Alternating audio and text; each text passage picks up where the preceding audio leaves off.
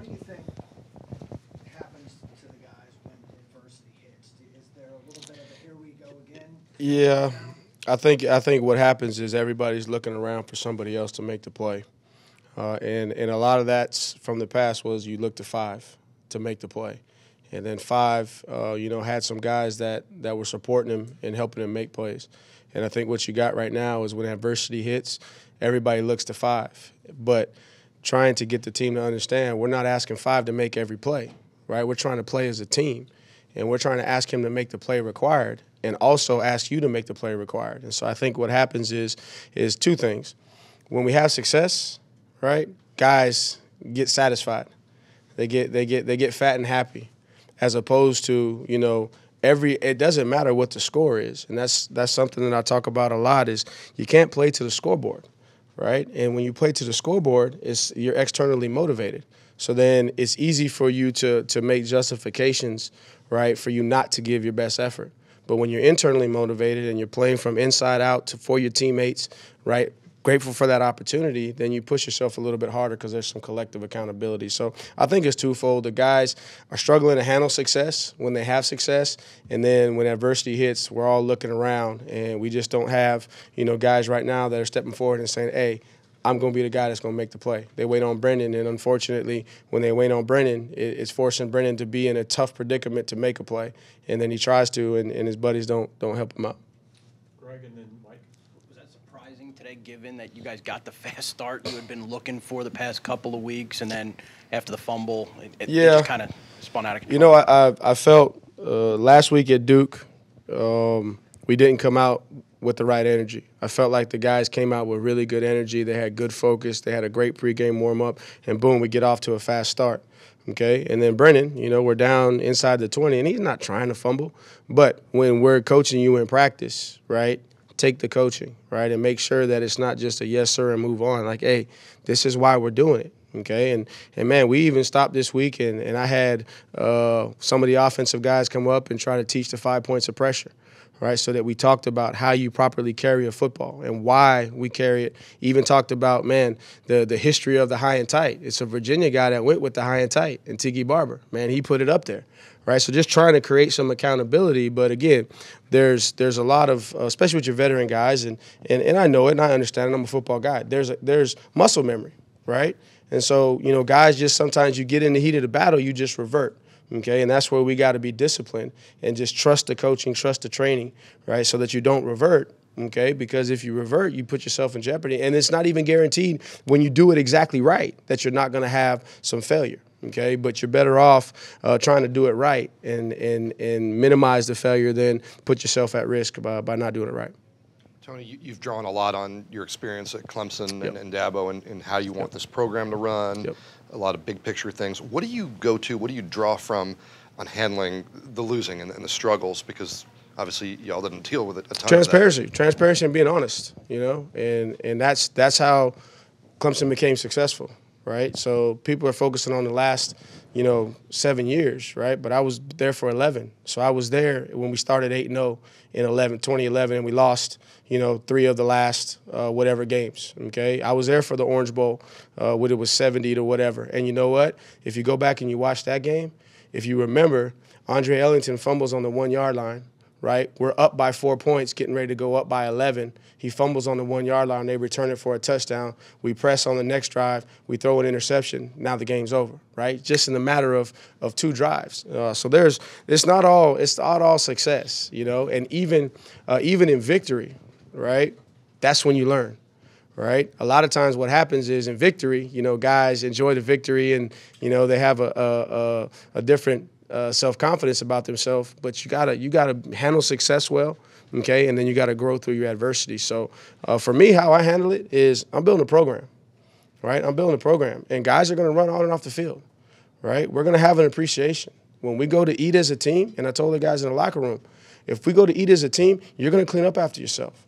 It's nobody else's job to clean up after yourself.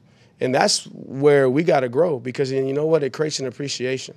Okay, and once you have an appreciation, then now you can transition to be internally motivated, not externally motivated, right? Because the game is long, right? Energy is going to fade, right? From the stands, from the music, from all that stuff's going to fade.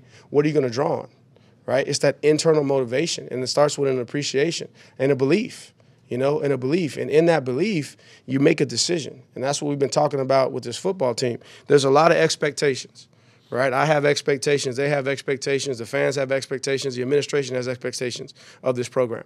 But before you can reach your expectations, it starts with a decision, right? You got to decide to be successful. And you got to decide that every single play you're gonna play to win, that you're not going to take a play off, right? That you're going to decide that our core values, right, running on and off the field, dressing like a team, right, being disciplined, which we're not doing a great job of right now, ultimately that's what we're playing for. And so I got to do a better job as the head football coach of making sure that that is clear within the organization, and that's what we coach to, and that's the standard that we practice to, and that's what, and either we're going to coach it or we're going to allow it. That's what I learned from Coach Sweeney. Right, and so there's some things right now, right, that are being allowed that we gotta eliminate. Hank, then Jerry. Hey Tony, the first couple drives and then the last scoring drive, I think up in the press box we were saying, wow, this looks like a lot like last year. Did you guys adjust the offense at all, just to kind of maybe lean a little bit harder towards the things that what you have now is good at? Right. No disrespect, at all, and I know you didn't intend it that way, but I'm tired of hearing about last year. Right? That's the problem, is everyone wants to say last year. Last year was last year, right? Some of those guys aren't here, right? And I know you're asking the question because for you on the outside it looks like last year. We've done things to simplify, right, to try and take some off of the plate. But part of the problem is everybody wants to say last year, last year, last year. I'm not last year. I wasn't here last year. I don't know what the culture was last year. All I know is what I'm trying to establish. And that's been a big point of conversation for everybody in the organization, is like, this isn't last year. And you know what? Last year, what you did last year does not carry over, right? And so last year, you guys built a chemistry together, right? Y'all had a cohesion that y'all built because y'all put in work last year to build that.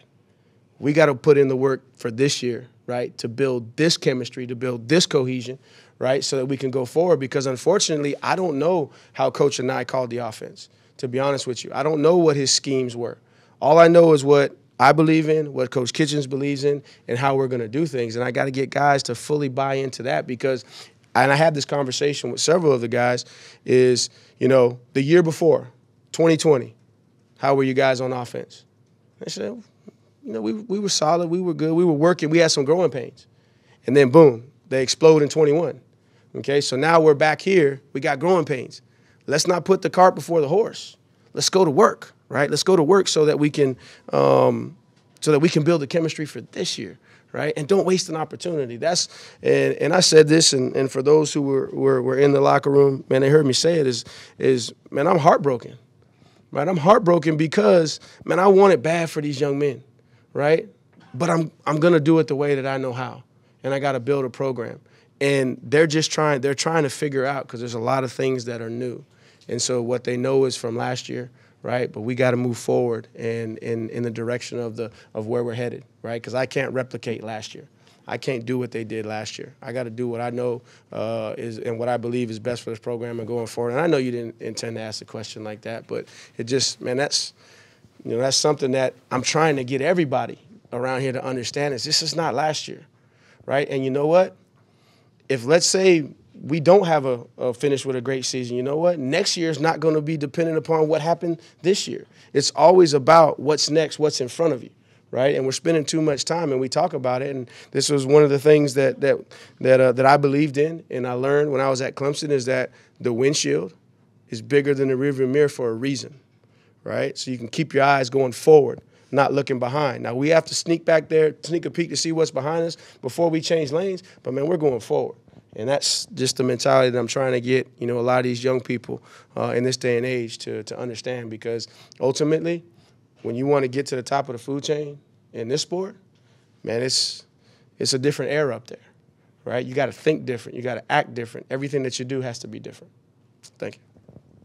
The running game struggled today. What did you see there, and how disappointing was it in some of the short yardages? Yeah, I mean, it's the short yardages. The first one, there's really no excuse for that. We were going on a fast tempo. They weren't even lined up, and we let one guy make a play, right? We got to go get that on the quarterback sneak, okay? The second one, it looked like the information coming from up top was saying that it was first down, so we were trying to go fast, and then before we knew that they'd already snapped the ball, right? And, he was stopped in the backfield. And so really it was all second effort for him to even get the ball, in a position. And it's just disappointing because, we've struggled with a three-man front, right? One-on-one blocks, guys, and you know what? Teams are going to continue to do it to us. Nobody's just going to line up in a four-down front and give you an opportunity to have two double teams in all of your run schemes, right? So we got to learn how to win one-on-ones, and it's technique, but a whole lot of want to. So that was disappointing, and then just in the run game, it was out of sync. A lot of one-on-ones and guys, because again, with their structure, right, with that six-man box and a zero nose, and then you got an overhang, you got to push single blocks, and then you don't give the center much help before he climbs, or he's got to rip through, and then the backside guard's got to come on, and angles are difficult, right? But the guys are capable, and that's what I got to do a better job. And then we got backs that are falling down, man, they're looking for the ground. I need guys that are going to run through the smoke. Developing a mindset of somebody being an eraser. Be an eraser. Make your offensive line right, and don't wait on the spot. Go past the spot so it's not even a potential human judgment, right? That it's clear cut, and there's no doubt that you got the first down. So definitely disappointed, but hey, we're not going to abandon the run. Okay, we're going to go back. We're going to go back and go to work, and these guys got to get better, right? Because we can't allow teams to make us one-dimensional. Now, that doesn't mean we got to rush for a ton of yards, but we got to be efficient. We got to be effective with the run game, because you know what? Off of that, it sets up a lot of the other things. And when you can't run the ball, then now you're strictly in drop-back pass, right? And then going back to last year, right, they could do that very, very effectively because they had 5 older linemen that had worked together, had cohesion, right? I got guys, just trying to figure it out. And, man, there's a lot of stuff that's happening to them. We'll go Jeff and Gene, and then we have student athletes available. On the 2 interceptions that Brennan threw, was that miscommunication with the receivers, or did he just make I think the ball was a little bit inside, but we got to win at the top of the routes, because what's happening is if you look early on, we're long foul balls. We're off on the deep balls, right? So, those are low percentage throws to begin with, and you don't want to make a living there, okay? So now you're going to go to your intermediate game, okay? And then there's going to be some times when in man coverage, you got to go win one-on-one. So we got to do a better job of winning at the top of the route. And then in situations like that, Brennan's got to put the ball on the receiver, man. He can't leave it inside at all. And I'm anxious to see what that looks like actually on film. But I thought the ball might have been a little bit inside on that curl route. And then the second one, truth be told, just being transparent, man, it was an RPO with the quarterback draw, right? 2 shell, 2 safeties. You run the football all day long. You don't throw the ball up into it. But again, pressing, trying to make a play, right? He's trying to make a play. He's trying to go to Wicks, and they're just playing you 2-man, right? So in a situation like that, you got to recognize the coverage is 2-man. So in 2-man, that's ideal for the quarterback draw. But again, those are things that I'm trying to teach, Brennan, and because again, it's a lot to sit back there and have to manage the game, right, and make the play and know what everybody else is doing. So the other one was just a bad decision to throw it up. We should have ran the quarterback draw, go get us 5 yards. Now it's 2nd and 5. We're ahead of the chains. Boom, we're moving. Gene, with our last question. Tony, your impressions on the defense with no sacks and no tackles for loss, and specifically that 4th down and 2 play where the quarterback keeps it and goes. Well, if we wrap up, we'll have some TFLs. Man, we're hitting the guys in the backfield and we're going with shoulders, right? Or we're diving at the legs. And I think about Jonas. If he wraps up, that's a 2-yard loss. Now it's 2nd and 12. And Jonas is a young guy, man. And he's I've been on him hard because he's extremely talented and talented. He's very smart, But we got 2 off the edge, right? It's option football, dive quarterback, contain, right? 4th and 2, he wants to take a chance.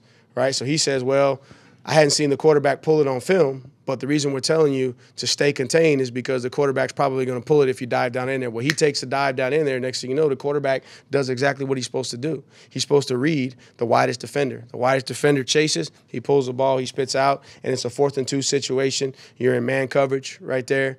And they had a call. We had a call. Thought we had a better call. We just didn't execute it, the right way. And then disappointed too that we didn't get to the quarterback. And there were some times I thought early on that they were getting close. But I think as the game wears on, man, that their quarterback builds confidence. And if you watch it, his confidence built over the course of the game, right? Because he wasn't on target early on. But then as, you know, the momentum shifted, you know, he gains a little more confidence. He starts making some plays. And then, you know what? He's ready to pull the ball down, move in the pocket, do all those kind of things because he's feeling good. And then for us to give up 6 sacks, some of those we need to throw the ball away. But, man, that's just unacceptable. We got to go back to work and get it figured out. Thanks, Coach.